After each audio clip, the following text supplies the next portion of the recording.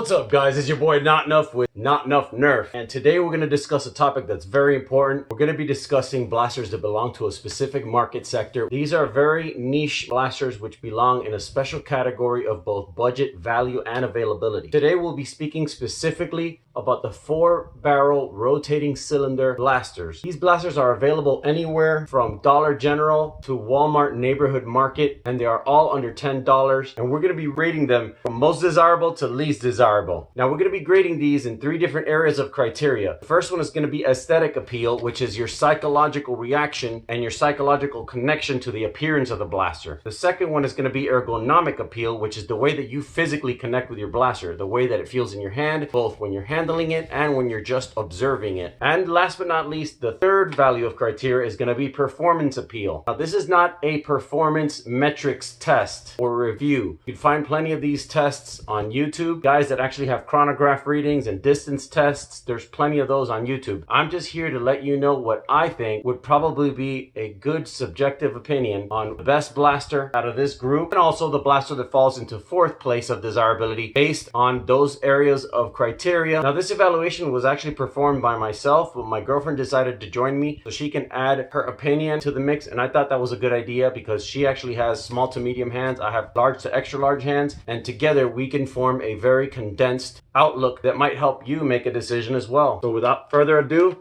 let's get into it.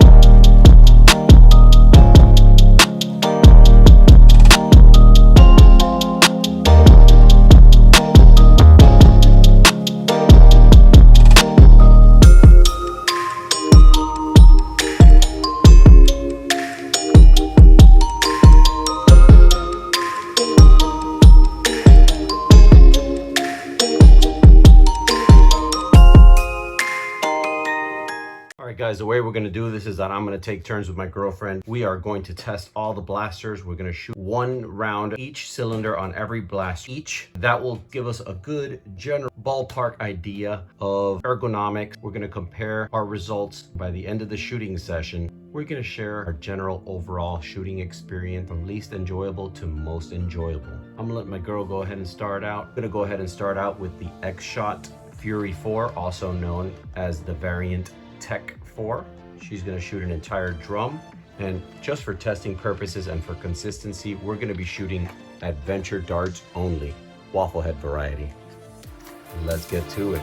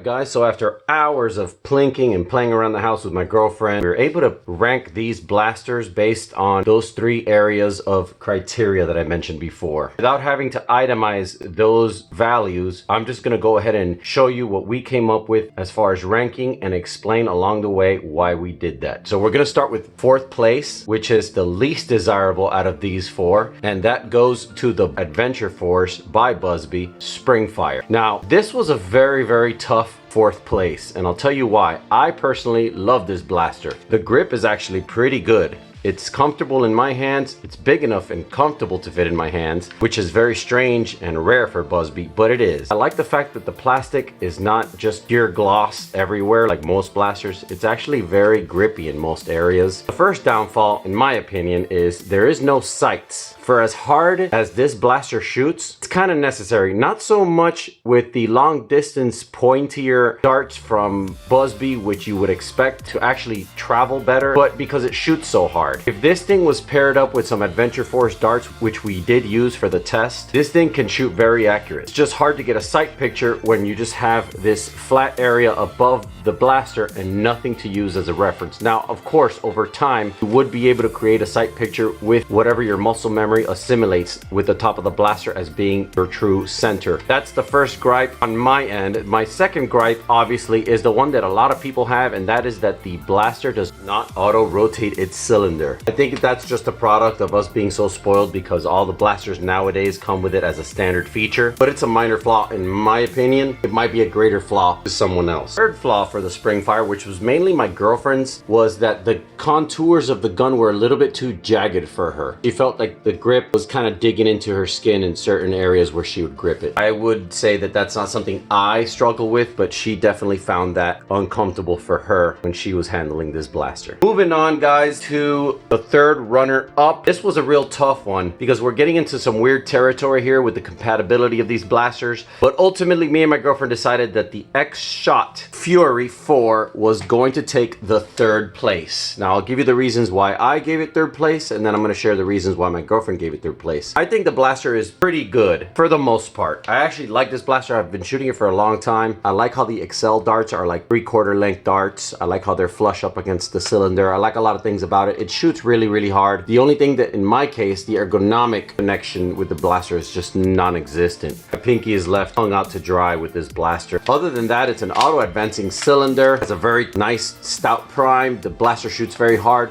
In fact, so hard, the sights are pretty much worthless. You don't know if your dart's going to go high, medium, low. It just all depends on the air seal of that particular dart. It's actually the same gripe that my girlfriend shared with me. The darts don't fly or have the same trajectory consistently. Here's where things start to get interesting. Believe it or not, spoiler alert, we're now looking at the strongest shooting and the weakest shooting blaster of all, but somehow one of these blasters made it to 2nd place. So that comes to show you power isn't always everything. You really need to connect with your blaster on a lot more levels. As far as the 2nd runner up, this definitely went to the Nerf Scout MKII or Mark II. The reason for that was because the ergonomics and the aesthetic appeal just completely overpower the fact that it is slightly underpowered of a blaster in this category compared to the other contestants. Even my girlfriend agreed, even though she likes a little bit of a softer FPS, closer to 60 or 70. This blaster is just aesthetically pleasing. It looks like a pistol out of Halo. For me and my big hands, it fits really nice. I don't feel like this handguard is closing in on my knuckles. It's very comfortable to hold. It has a very nice prime and it is accurate. As far as accuracy goes, this blaster hits really nicely wherever you line up the sights. You might have to aim a little higher because of that FPS deficiency, but overall the blaster does shoot very accurately.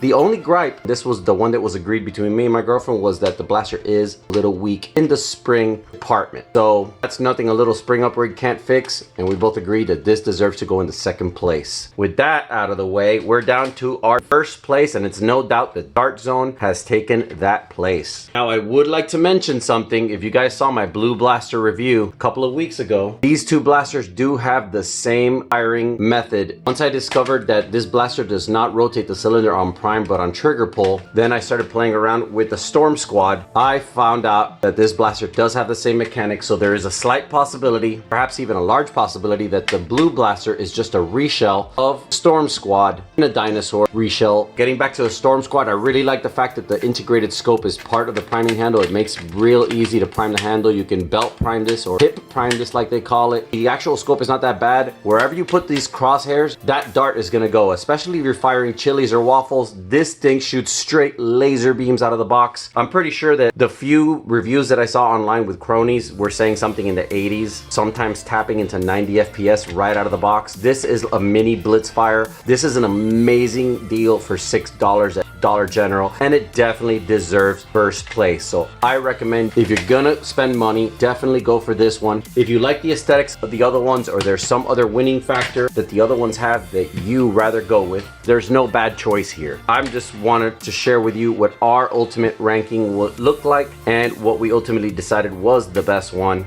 Either way, that is definitely gonna hold the #1 spot. I love this little blaster. Let me know in the comments if you guys own one of these blasters, or if you're planning on buying one. Let me know which one you decided to go with and why. I would love to hear your input as well. Once again, thanks for watching, guys, and I look forward to catching you on the next one.